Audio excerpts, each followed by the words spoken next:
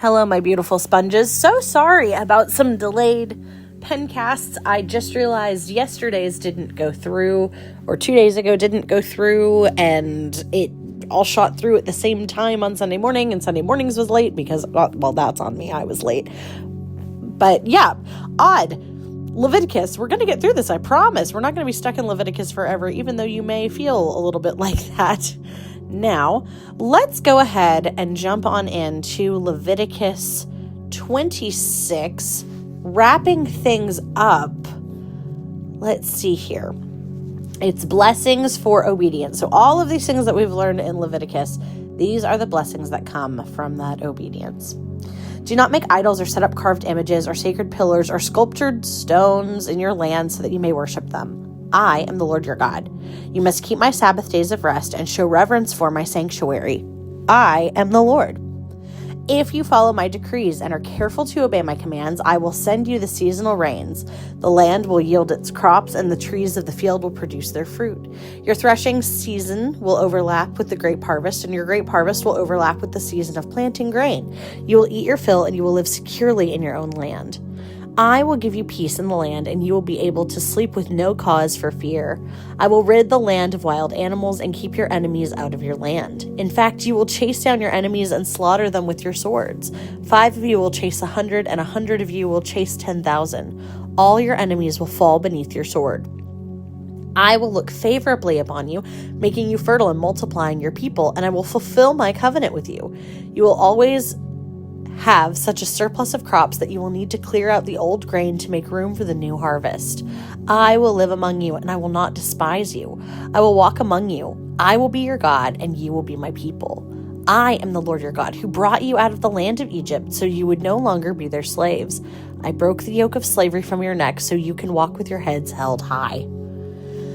However, if you do not listen to me or obey all these commands, and if you break my covenant by rejecting my decrees, treating my regulations with contempt, and refusing to obey my commands, I will punish you. I will bring sudden terrors upon you, wasting disease and burning fevers that will cause your eyes to fail and your life to ebb away.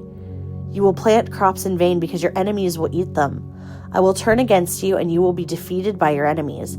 Those who hate you will rule over you, and you will run even when no one is chasing you.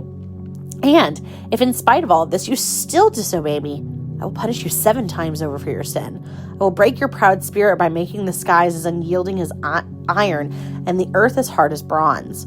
All your work will be for nothing, and all your land will yield no crops, and your trees will bear no fruit. If even then you remain hostile towards me and refuse to obey me, I will inflict disaster on you 7 times over for your sin. I will send wild animals that will rob you of your children and destroy your livestock. Your numbers will dwindle and your roads will be deserted. And if you fail to learn the lesson and continue your hostility towards me, then I myself will be hostile toward you. I will personally strike you with calamity 7 times over for your sins. I will send armies against you to carry out the curse of the covenant you have broken. When you run to your towns for safety, I will send a plague to destroy you there, and you will be handed over to your enemies. I will destroy your food supply so that 10 women will need only 1 oven to bake bread for their families. They will ration your food by weight, and though you have food to eat, you will not be satisfied. In spite of all of this, you still refuse to listen to me and be hostile towards me, then I will give full vent to my hostility. I myself will punish you 7 times over for your sins. Then you will eat the flesh of your own sons and daughters. I will destroy your pagan shrines and knock down your places of worship. I will leave your lifeless corpses piled on top of your lifeless idols.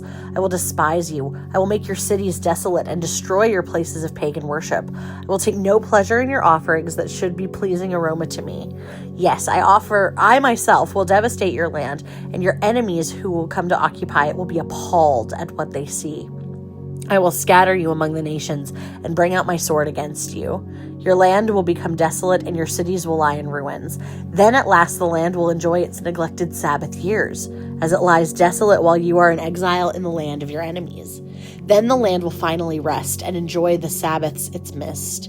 As long as the land lies in ruins, it will enjoy the rest you never allowed it to take every 7th year while you lived in it. And for those of you who survive, I will demoralize you in the land of your enemies. You will live in such fear that the sound of a leaf driven by the wind will send you fleeing. You will run as though fleeing from a sword, and you will fall even when no one pursues you. Though no one is chasing you, you will stumble over each other as though fleeing from a sword. You will have no power to stand up against your enemies. You will die among the foreign nations and be devoured in the land of your enemies. Those of you who survive will waste away in your enemies' lands because of their sins and the sins of their ancestors. But at last my people will confess their sins and the sins of their ancestors for betraying me and being hostile towards me. When I have turned their hostility back on them and brought them to the land of their enemies, then at last their stubborn hearts will be humbled and they will pay for their sins. Then I will remember my covenant with Jacob and my covenant with Isaac and my covenant with Abraham, and I will remember the land, for the land must be abandoned to enjoy its years of Sabbath rest as it lies deserted.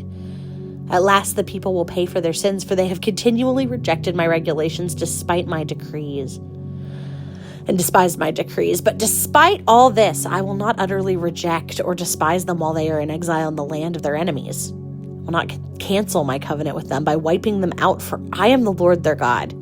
For their sake, I will remember my ancient covenant with their ancestors, whom I brought out of the land of Egypt in the sight of all the nations, that I might be their God.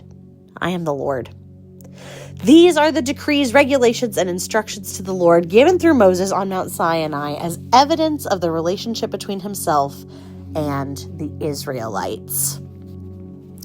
So just a quick little anecdote to this. We have trudged through. We have made it through Leviticus, and there were a lot of things we covered about idols and worshiping idols, okay?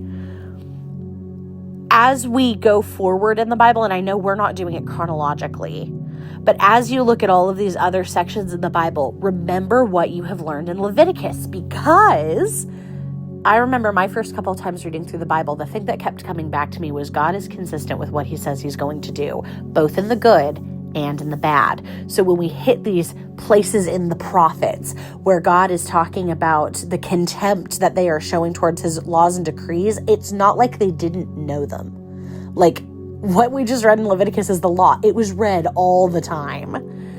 And people just weren't obeying. They were constantly turning back to other idols. They were constantly doing that. So when we go through other parts of the Bible and these horrors are happening, it is as a direct result of what they didn't do. And God offered a path for forgiveness, and they just blatantly ignored it. So something to consider as we go forward. As always, let me know if you have questions, comments, concerns. We have a joke for today. I have to find it really quick. This has been just kind of a backwards kind of weekend. Let's see here. Here we go. Why is everyone thirsty at the North Pole? It's Noel. Noel. Anyway, that is your joke. I hope you have a wonderful whatever the time of day you're having.